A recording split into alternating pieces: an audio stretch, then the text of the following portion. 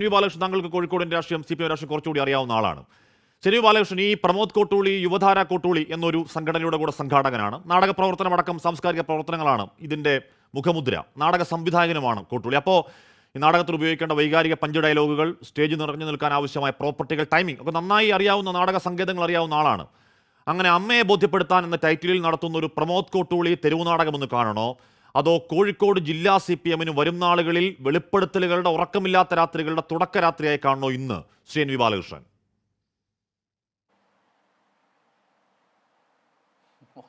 വളരെ പ്രധാനമാണ് ആഷ്മിയുടെ ചോദ്യങ്ങൾ. അതിൽ ഒന്ന്, പ്രമോദ് കോട്ടൂളിയുടേത് ഇപ്പോൾ പൂർണ്ണമായ നാടകമൊന്നും ഞാനിപ്പോൾ തൽക്കാലം പറയുന്നില്ല. പക്ഷേ ഈ നാടകങ്ങളൊക്കെ നന്നായി നടത്താൻ അറിയാവുന്ന ഒരാളാണ് കോട്ടൂളി എന്നെല്ലാവർക്കും അറിയാം. ഞാനതിൻ്റെ വിശദാംശങ്ങളിലേക്ക് പോകുന്നതിന് മുമ്പ് നമ്മളൊന്ന് ആലോചിച്ച് നോക്കുക. പ്രമോദ് കോട്ടൂളിയെ പാർട്ടിയുടെ പ്രാഥമിക അംഗത്തിൽ നിന്ന് പുറത്താക്കുകയാണ് ചെയ്തത്.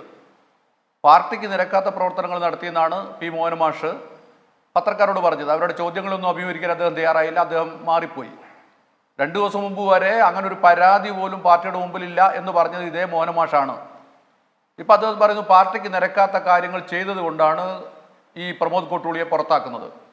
അങ്ങനെയെങ്കിൽ എനിക്ക് അദ്ദേഹത്തോട് ചോദിക്കാനുള്ളത്, ജോർജൻ തോമസിനെ CPM നിന്ന് പുറത്താക്കിയിട്ടുണ്ടോ? ജോർജൻ തോമസ് ചെയ്തതായി പറയുന്ന കുറ്റങ്ങൾ എന്തൊക്കെയാണ്?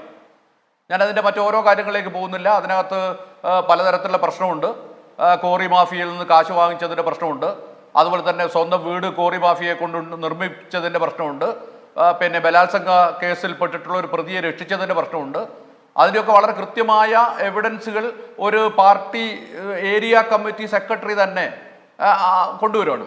അപ്പോഴൊക്കെ അതിനൊക്കെ ശേഷവും ജോർജൻ തോമസിനെ പാർട്ടിയിൽ നിന്ന് പുറത്താക്കിയിട്ടില്ല. അദ്ദേഹത്തെ പാർട്ടി സസ്പെൻഷനിൽ നിർത്തുക മാത്രമാണ് ചെയ്തത്. അപ്പം പിന്നെ ഈ പ്രമോദ് കോട്ടൂളിയെ പുറത്താക്കുമ്പോൾ സ്വാഭാവികമായും അത്രയും കനപ്പെട്ട എന്തെങ്കിലും കാര്യങ്ങൾ അദ്ദേഹം ചെയ്തിട്ടുണ്ടാവണം.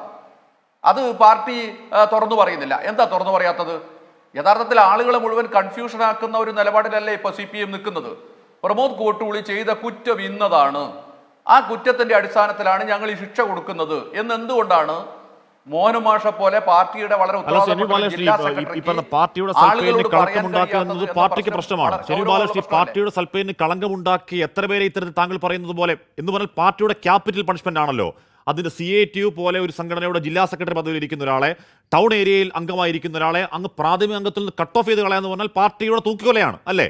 അപ്പൊ അങ്ങനെ പാർട്ടിയുടെ സൽപ്പേരിന് കളങ്കമുണ്ടാക്കി എത്ര പേരെ അങ്ങനെ തൂക്കിക്കൊന്നിട്ടുണ്ട് എന്ന് പറഞ്ഞാൽ ഈ ഏറ്റവും ക്രൂഷ്യലായ ഒരു തെരഞ്ഞെടുപ്പ് ദിവസം, LDF പോരാടുന്നൊരു ഇലക്ഷൻ ദിവസം, ഇവിടെ RSSകാരനെ വീട്ടിൽ വിളിച്ച് കയറ്റി ദുരൂഹമായ ചർച്ചകൾ നടത്തി എന്ന് തെളിയുകയും അത് രാവിലെ തന്നെ വോട്ടർമാരോട് പറയുകയും ചെയ്ത EP ജയരാജൻ എങ്ങനെയെങ്കിലും എത്ര വട്ടം പുറത്താക്കണമെന്ന് ചെന്നി ബാലകൃഷ്ണൻ? അതെ അതെ, അതുപോലുള്ള കാര്യങ്ങൾ എത്ര വേണമെങ്കിൽ പറയാം. നമുക്ക് എത്ര കാര്യങ്ങൾ വേണേ പറയാം. ഞാനത് ചുരുക്കി കൊണ്ടുവന്നത് മോഹൻ മാഷിന് മുമ്പിലുള്ള 2 പ്രശ്നങ്ങളെ വെച്ചൊന്ന് താരതമ്യം ചെയ്യുക മാത്രം ചെയ്തത്. ഇതുപോലെ എത്ര കാര്യങ്ങൾ വേണേ പറയാം. അപ്പൊ പിന്നെ മോഹൻ മാഷ് പറയണം, ഇത്രയും നേരം പറഞ്ഞുകൊണ്ടിരിക്കുന്നത് ഇങ്ങനെ PSC പിന്നെ പദവി തരാമെന്ന് പറഞ്ഞിട്ട് കോഴ വാങ്ങിച്ചിട്ടില്ല എന്നാണ് അദ്ദേഹം പറയുന്നത്. അങ്ങനെ ഒരു പ്രശ്നമില്ല. റിയൽ എസ്റ്റേറ്റ് പ്രശ്നങ്ങളാണുള്ളത്. റിയൽ എസ്റ്റേറ്റ് പ്രശ്നങ്ങളാണെങ്കിൽ എന്താണ്? കോഴിക്കോടിലെ കമ്മ്യൂണിസ്റ്റ് പാർട്ടിയുടെ ഇന്നത്തെ അവസ്ഥയെക്കുറിച്ച് അറിയുന്ന ആളുകൾക്കറിയാം, ഇത്തരത്തിലുള്ള കാര്യങ്ങളുമായി ബന്ധപ്പെടാത്ത പാർട്ടി നേതാക്കന്മാരെ കോഴിക്കോട് നിന്ന് കണ്ടെത്തുക ബുദ്ധിമുട്ടാണ്. അപ്പോൾ ഞാനതിൻ്റെ ഒരുപാട് വിശദാംശങ്ങളിലേക്കൊന്നും പോകുന്നില്ല. പിന്നെ എന്താണ്, മരുമകൻ മന്ത്രിയും അതുപോലെ തന്നെ എന്താ ഫാരിസ് അബൂബക്കറും അതുപോലെ തന്നെ കേരളത്തിൻ്റെ എന്താണ് കാരണഭൂതനും അവരൊക്കെ ചേർന്നിട്ടുള്ള ഒരു സഖ്യം. അവർക്ക് കോഴിക്കോട്ടെ പാർട്ടി നേതാക്കന്മാരായിട്ടുള്ള അവരെ ഈ പൊസിഷനിലേക്ക് കൊണ്ടുവരുന്നതിന് വേണ്ടി പ്രവർത്തിച്ചിട്ടുള്ള ആളുകളായിട്ടൊക്കെ വലിയ ബന്ധമില്ല എന്ന് പറഞ്ഞാൽ അവരെ ഒന്നും വിശ്വസിക്കാൻ കഴിയില്ല. തങ്ങൾ നടത്തുന്ന പ്രവർത്തനങ്ങൾ അവരിലൂടെ പുറത്തു പോയാൽ നാളെ അത് ആപത്തുണ്ടാക്കുന്നുള്ളത് കൊണ്ട് കോഴിക്കോട്ടെ ആളുകളെ വിശ്വാസത്തിലെടുക്കുന്നില്ല എന്ന ആക്ഷേപമുള്ള ആളുകൾ കോഴിക്കോട്ടുണ്ട്. ഇനി മറ്റു കുറേ അധികം ആളുകൾക്ക് എന്താണ് ബിസിനസ്?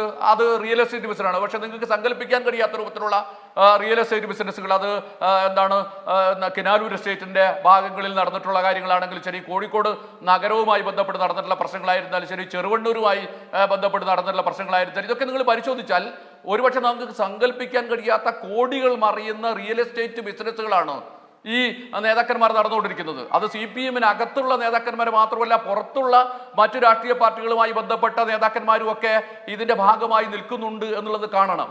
ഇനി മറ്റു ചിലരെ നിങ്ങൾ പരിശോധിച്ച് നോക്കിയാൽ ഈ കോറി മാഫിയ അതുപോലുള്ള കാര്യങ്ങളൊക്കെ ആയി ബന്ധപ്പെട്ടിട്ടുള്ള കാര്യങ്ങൾ നടത്തിക്കൊണ്ടിരുന്ന, അവരിൽ നിന്ന് പണം പിരിക്കുന്ന അല്ലെങ്കിൽ മറ്റു പലതരത്തിലുള്ള അത്തരം കാര്യങ്ങൾ നടത്തിക്കൊണ്ടിരിക്കുന്ന നേതാക്കന്മാർ, അതിന് ഒത്താശകൾ ചെയ്തു കൊടുത്തുകൊണ്ടിരിക്കുന്ന ആളുകൾ നമുക്ക്, ഞാൻ ആളുകളുടെ ഒന്നും പേരിപ്പോൾ പറയുന്നില്ല, ഞാൻ പറയുമ്പോൾ കേൾക്കുമ്പോൾ ബന്ധപ്പെട്ട ആളുകൾക്ക് അതൊക്കെ മനസ്സിലാവുന്നുണ്ടാവും എന്നാണ് ഞാൻ കരുതുന്നത്. ആ നിലയിലുള്ള ആളുകളുണ്ട്.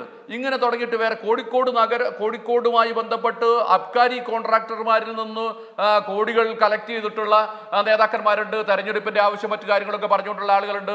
അതുമായി ബന്ധപ്പെട്ട് തെരഞ്ഞെടുപ്പ് കമ്മിറ്റികൾക്കുള്ള ഇടയിലുണ്ടായ പ്രശ്നങ്ങളുണ്ട്. ഇങ്ങനെ തുടങ്ങിയാൽ ഒരുപാട് കാര്യങ്ങൾ നമുക്ക് പറയാൻ പറ്റും. അതായത് ഏതെങ്കിലും തരത്തിൽ അവിഹിതമായി കാശുണ്ടാക്കുന്ന പ്രവർത്തനങ്ങൾ നടത്തുന്ന ഒരു കമ്മിറ്റി, അതിപ്പോൾ കോഴിക്കോട് ജില്ലാ കമ്മിറ്റി മാത്രമാണ് അങ്ങനെ എന്നൊന്നും ഞാൻ കരുതുന്നില്ല. കേരളത്തിലാകെ കമ്മ്യൂണിസ്റ്റ് പാർട്ടിയുടെ സ്വഭാവത്തിൽ ഇങ്ങനെ മാറ്റം വന്ന് കഴിഞ്ഞിട്ടുണ്ട്. പണ്ട് നമ്മൾ മലയാളത്തിലൊരു ചൊല്ലുണ്ട്, പിന്നെ എന്താണ്, കത്തുന്ന പുരയിൽ നിന്ന് ഊരുന്ന കഴുക്കോല് ലാഭം എന്ന് പറയില്ലേ. ഏതായാലും കത്തിപ്പോവാണ്, അതുകൊണ്ട് ഒരു കഴുക്കോലെങ്കിലും ഊരിയെടുത്ത് കിട്ടിയാൽ നല്ലത് എന്ന് കരുതുന്നവരുണ്ട്. അതുപോലെ ആണ് കോഴിക്കോട്ടെ സ്ഥിതി എന്ന് നമുക്ക് അറിയാൻ പറ്റും. ഇത് കമ്മ്യൂണിസ്റ്റ് പാർട്ടിയുടെ തകർച്ചയുടെ കാലത്ത് ലോകത്തിലാകെ നമ്മൾ കണ്ടതാണ്. സോവിയറ്റ് യൂണിയനിലെ കമ്മ്യൂണിസ്റ്റ് പാർട്ടിയും അവിടുത്തെ ഗവൺമെന്റും ഒക്കെ തകരുന്ന കാലത്ത് പാർട്ടിയുടെ നേതൃനിരയിലുണ്ടായിരുന്ന ആളുകൾ നടത്തിയിട്ടുള്ള വെട്ടിപ്പുകളെ കുറിച്ച്, വെട്ടിപ്പിടിച്ചതിനെ കുറിച്ച്, കൊള്ളകളെ കുറിച്ച്, പാർട്ടി സമ്പത്തും ജനങ്ങളുടെ സമ്പത്തും കൊള്ളയടിച്ച് വ്യക്തിപരമാക്കിയതിനെ കുറിച്ചൊക്കെയുള്ള ഒരുപാട് പഠനങ്ങൾ നമുക്ക് വന്നിട്ടുണ്ട്. ഇനി നിങ്ങൾ ലോകത്തിലെ മറ്റു മേഖലകളൊക്കെ നിങ്ങൾ പരിശോധിക്കേണ്ട കാര്യമില്ല. ഇന്ത്യയിൽ തന്നെ പരിശോധിച്ച് നോക്കിയാൽ പടിഞ്ഞാറൻ ബംഗാളിലെ കമ്മ്യൂണിസ്റ്റ് പാർട്ടി അതിന് തകർച്ചയുടെ കാലത്ത് ചെയ്തുകൊണ്ടിരുന്ന കാര്യങ്ങളെ കുറിച്ച് നമ്മുടെ മുമ്പിൽ വിവരങ്ങൾ ഇപ്പോൾ ഉണ്ട്. ഏതാണ്ട് അതിന് സമാനമായ ഒരു അവസ്ഥയിലേക്ക് കേരളത്തിലെ കമ്മ്യൂണിസ്റ്റ് പാർട്ടി പോയി നിൽക്കുകയാണ്. അതിന്റെ നേതൃനിരയിലിരിക്കുന്ന ആളുകൾക്കൊക്കെ ഏറെക്കുറെ ബോധ്യമുണ്ട് ഈ കേരളത്തിലെ കമ്മ്യൂണിസ്റ്റ് പാർട്ടിയും പോയിക്കൊണ്ടിരിക്കുന്നത് ബംഗാളിന്റെ പാതയിൽ തന്നെയാണ്.